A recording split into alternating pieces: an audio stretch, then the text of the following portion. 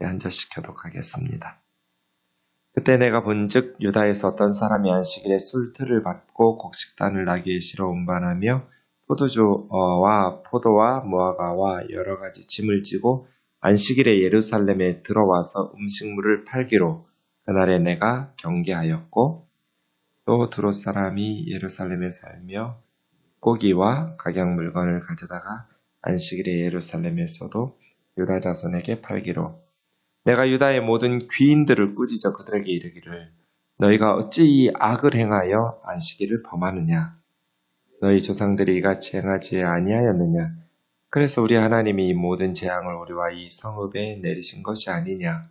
그럼에도 불구하고 너희가 안식일을 범하여 진노가 이스라엘에게 더욱 심하게 임하도록 하는도다 하고, 안식일 전 예루살렘 성문이 어두워갈 때 내가 성문을 닫고 안식일이 지나기 전에는 열지 말라 하고, 나를 따르는 종자 몇을 성문마다 세워 안식일에는 아무 짐도 들어오지 못하게 하였으므로 장사꾼들과 각양 물건 파는 자들이 한두 번 예루살렘 성 밖에 서서므로 내가 그들에게 경계하여 이르기를 너희가 어찌하여 성 밑에서 자느냐?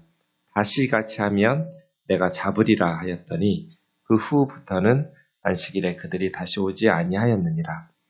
내가 또 레위 사람들에게 몸을 정결하게 하고 와서 성문을 지켜서 안식일을 거룩하게 하라 하였느니라. 내 하나님이여 나를 위하여 이 일도 기억하시옵고 주의 크신 은혜대로 나를 아끼시옵소서.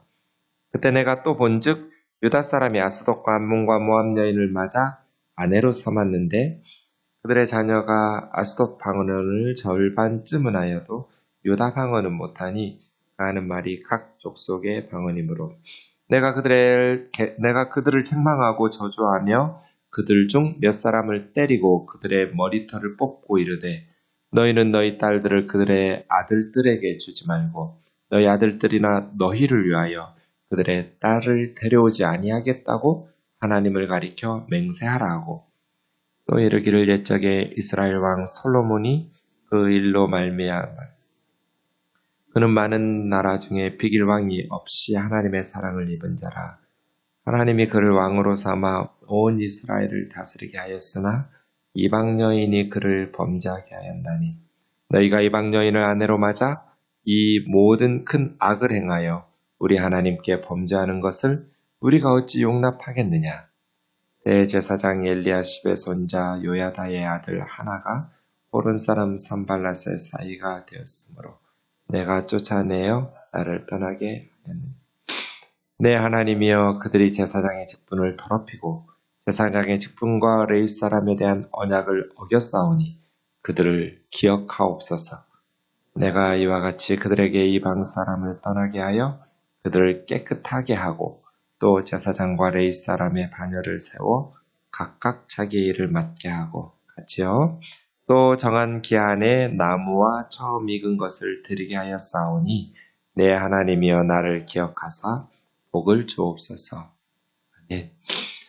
느헤미야 마지막 본문입니다. 느헤미야서를 묵상하면서 개혁이라는 것이 참 쉼 없이 이루어져야 하는구나라는 것을 깨닫게 됩니다. 이미 오늘 본문의 내용들은 6장에서도 10장에서도 또 에스라 9장과 10장에서도 있었던 사건들입니다. 그럼에도 불구하고 아직도 해결되지 못한, 그래서 우리가 주님을 섬길 때는 항상 깨어 있어야 하고 잠들지 말아야 한다는 것을 알 수 있습니다. 한때 신앙의 성공이 영원한 신앙의 성공을 보장해 주지는 않습니다. 목회하다 보면 젊었을 때, 은혜 받았을 때 그런 이야기들 합니다. 지금은요, 젊었을 때 뜨거웠던 신앙 감사하고 귀하죠. 지금은요, 한때 뜨거웠던 신앙이 영원히 천국 갈 때까지 유지되리라는 것은 어리석은 생각입니다. 그래서 우리는 항상 깨어 있어야 하고 항상 말씀 앞에 기도 가운데 서 있어야 한다는 것을 알 수 있습니다. 한때 정말 하나님의 영광을 나타내면서 칭찬받는 교회가 한순간에 무너지는 것들을 우리는 목도하고 있습니다. 그렇게 많은 교회의 모범이 되고 많은 성도들의 도전을 주고 위로가 되었었는데 그러한 성경적이었고 너무너무 칭찬받았던 교회가 순식간에 부패하고 타락하고 무너지는 모습들을 우리는 어렵지 않게 볼 수 있습니다. 한때의 영적인 건강, 성령의 충만함이 영원히 그러하리라고 생각하는 것은 어리석은 일이어서 우리가 항상 말씀 앞에 깨어 있어야 되는 것을 기억해야 합니다. 15절에서부터 22절까지는 안식일 준수의 문제입니다. 모세 때부터 안식일을 준수하는 문제는 어제 오늘 가르침이 아니고 오래전, 1000년 전 모세 때부터 주신 말씀입니다. 이 안식일이야말로 하나님의 법의 핵심이라고 할 수 있습니다. 하나님의 법의 정신은 공의와 정의입니다. 미시파트 체다카예요.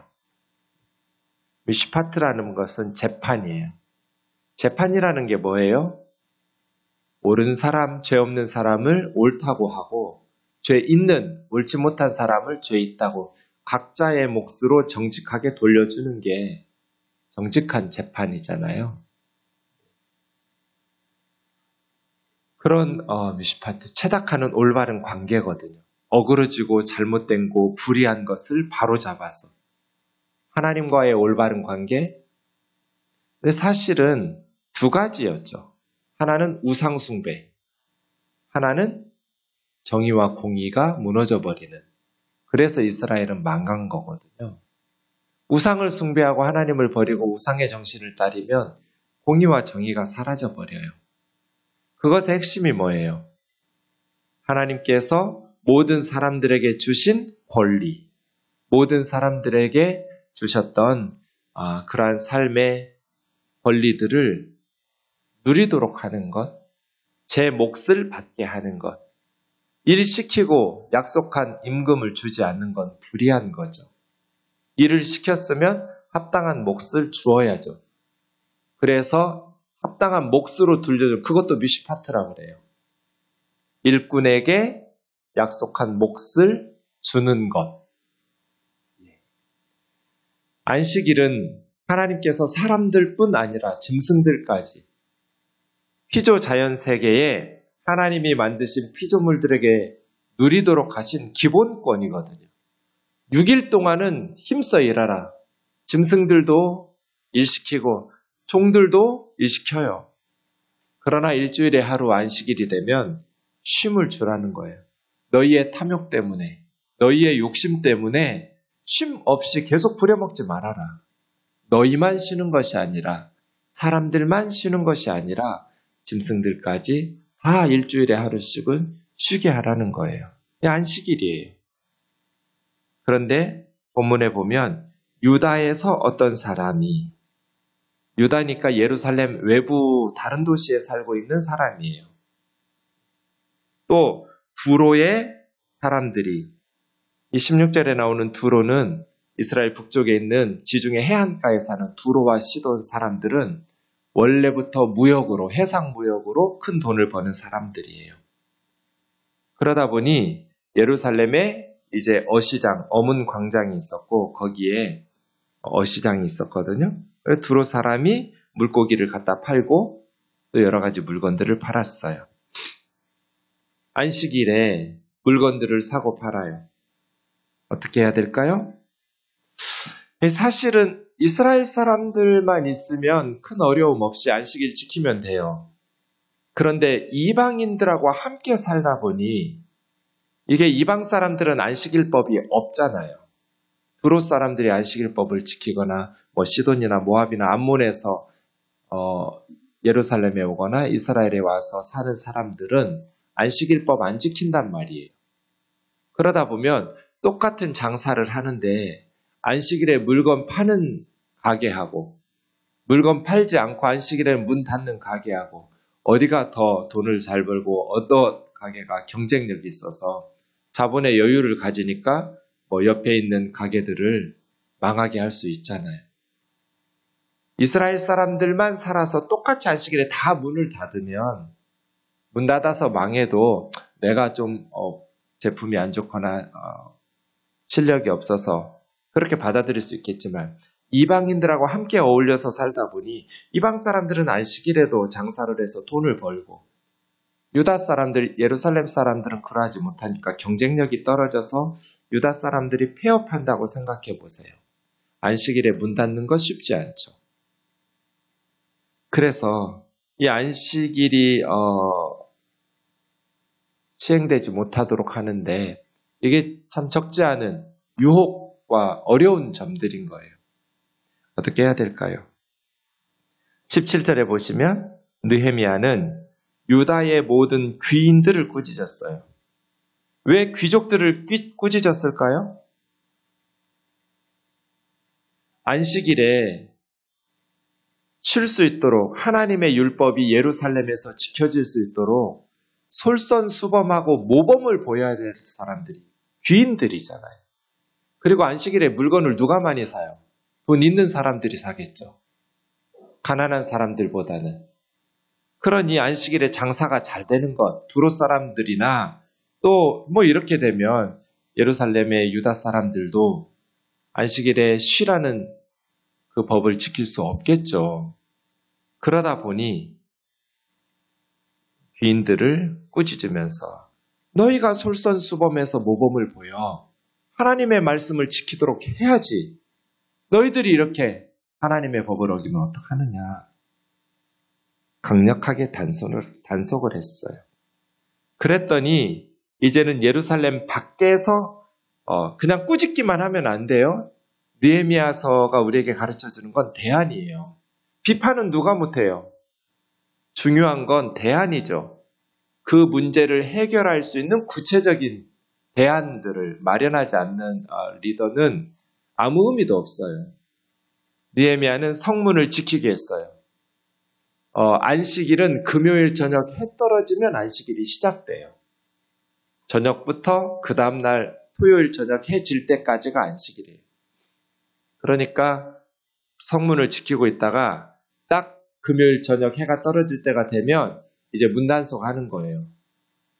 짐을 파는 것들은 단속해서 들어오지 못하도록, 상인들은 물건을 가지고 예루살렘에 들어오지 못하도록 레위 사람들을, 보통은 레위 사람들이 문지기 안 하는데 그만큼 안식일은 특별히 레위 사람들이 지키도록 하는 거예요. 문지기들과 함께 지켰겠죠. 그렇게 안식일을 거룩하게 하도록 제사장들이, 레위인들이 그렇게 안식일에 대한 거룩한 준수의 책임이 있잖아요. 그랬더니 이제 성 밖에서 자는 거예요, 상인들이. 그래서 성 밖으로 불러내서 호객행위를 하겠죠. 그럼 이제 물건이 예루살렘으로 또 반입되겠죠. 나는 장사치는 아니라고 그냥 나갔다가 사가지고 들어온다고 이런 식으로 하면서 예루살렘으로 안식일에도 물건이 반입되도록 성 밖에서 잠을 자면서 호객행위를 해서 더 강력하게 단속을 했죠. 잡아들인다. 감옥에 쳐넣는다라고 단속을 하니까 그런 일이 사라져버렸어요. 네. 안식일에는 예수님이 안식일의 주인이죠. 예수님께서 예배했듯이, 그리고 예수님께서 병자들을 안식일에 고쳐주셨듯이 안식일에는 예배하고 선을 행하고 또 우리 가게를 운영하는 그리스도인들이 안 믿는 사람들, 이게 마치 두로 사람들과 함께 똑같은 업종으로 경쟁하는 것 같죠? 믿지 않는 세상 사람들이야 뭐 주일 성수를 할 리가 없으니까요. 나 필요한 대로 다급하면 문 열고 장사를 할 테니까. 그럴 때 우리는 그 상인들을 꾸짖은 것이 아니라 그 가난한 장사하는 사람들, 너희들 왜 장사해? 이렇게 꾸짖는 것이 아니라 그 사람들을 단속하면서 느헤미야가 귀인들을 책망했다는 것을 기억해야 돼요. 문 여는 가게 사람들이 문제가 아니라 그 물건을 많이 사는 귀족들 말이에요. 양쪽에 다 책임이 있는 것이죠. 그리스도인들이 주일에 다 물건 사고 다 하면서 문 여는 성도들에게 왜 주일 성수 안 하냐고 가게 문을 여느냐고만 책망하는 것은 그건 합당하지 못한 거죠. 자기들이 다 어기면서 많이 사니까 장사가 안 돼 보세요. 주일에 문 닫고 쉬죠. 요즘은 이제 직업이 또 너무 많아져서 한 3만 개 이상 되다 보니 믿음이 아무리 좋아도 쉴 수 없는 상황들이 많아요. 뭐 비행기 정비한다든지, 백화점을 운영한다든지. 그럼 그 직업을 포기해야 되느냐? 그렇진 않아요. 어쨌든 우리가 형제들, 자매들을 사랑하는 마음으로 느헤미야가 귀인들을 꾸짖어서 너희가 솔선수범해서 모범을 보여야지 했던 것처럼 강력하게 단속하고 대안들을 내세웠던 것들을 볼 수 있습니다. 그 다음 23절에서 27절은 이제 이방인들과의 결혼 문제인데요. 네, 유다 사람들이 아스돗은 그 블레셋의 5도시 중에 하나예요. 지중해 쪽에서 남쪽에 있는 블레셋 사람, 암몬 사람, 모압 사람, 그 여인들을 맞아서 아내로 삼는 거예요. 참 이거 끊어지지 않죠? 솔로몬 때부터 고질병 같아요. 국제 결혼하지 말라는 게 아니에요. 이스라엘은 혈통 공동체가 아니에요. 신앙 공동체고 할례 공동체예요. 이방인들이 언제든지 우상을 버리고 할례 받고 하나님의 백성으로 오면 하나님의 자녀예요. 이스라엘 사람이 되었어요.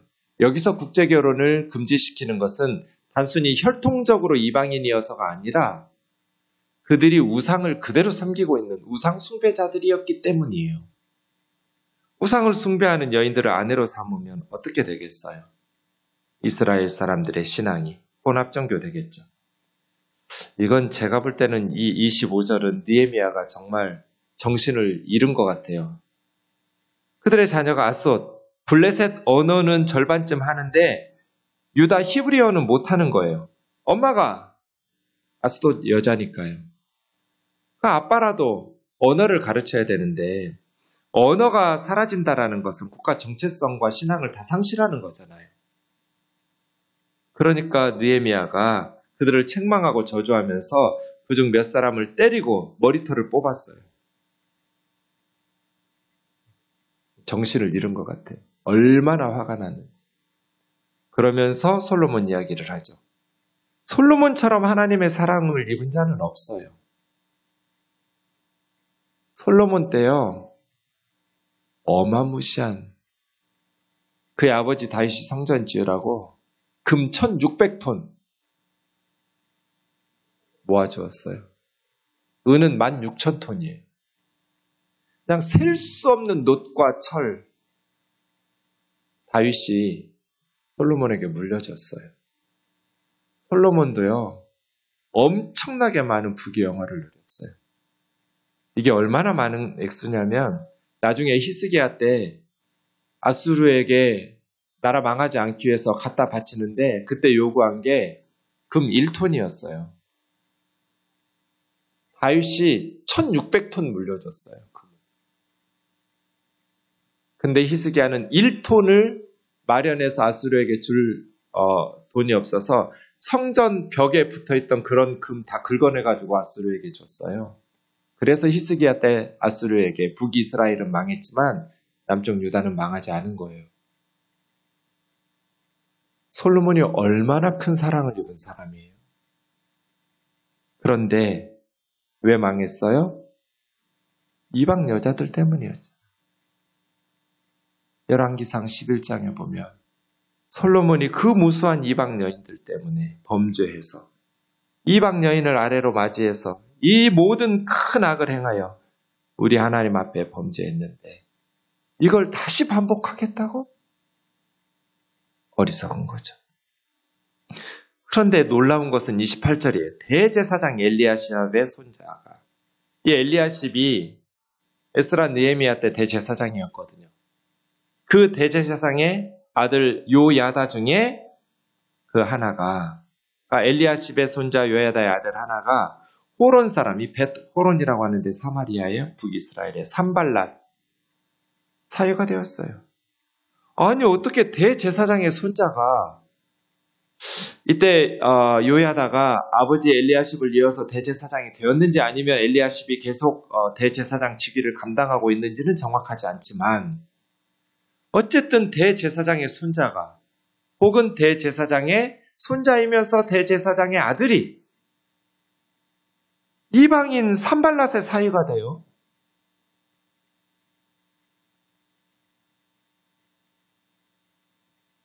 무너져버렸던 신앙 공동체를 회복하고 유다와 예루살렘을 중심으로 하나님 중심으로 정말 개혁을 이루어야 될 대제사장 가문이 어떻게 이렇게 걸림돌이 되냔 말이에요.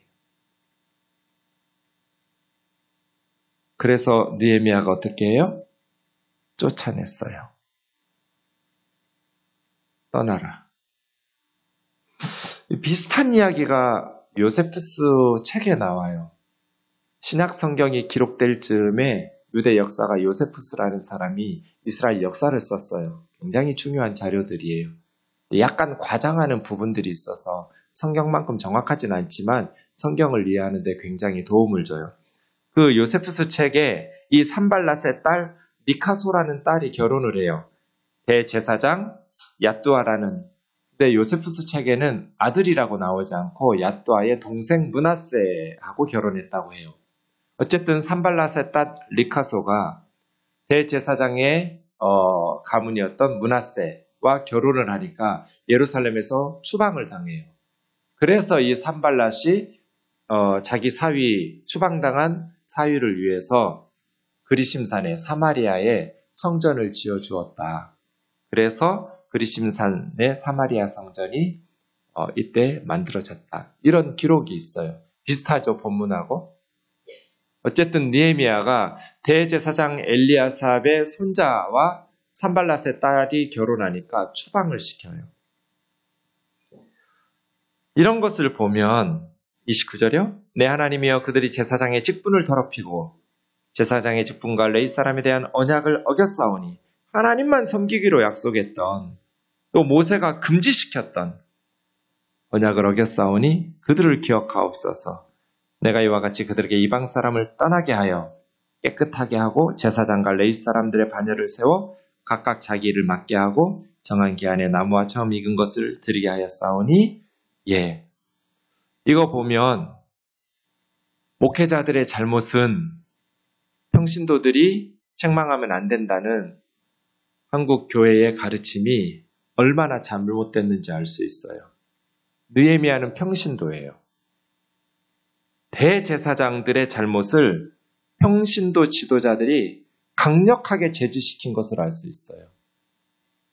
대제사장들이 하나님의 말씀과 위배되는 범죄를 행할 때, 악을 행할 때 평신도 지도자들인 느헤미야와 총독의 일꾼들이 추방을 시켜버렸어요.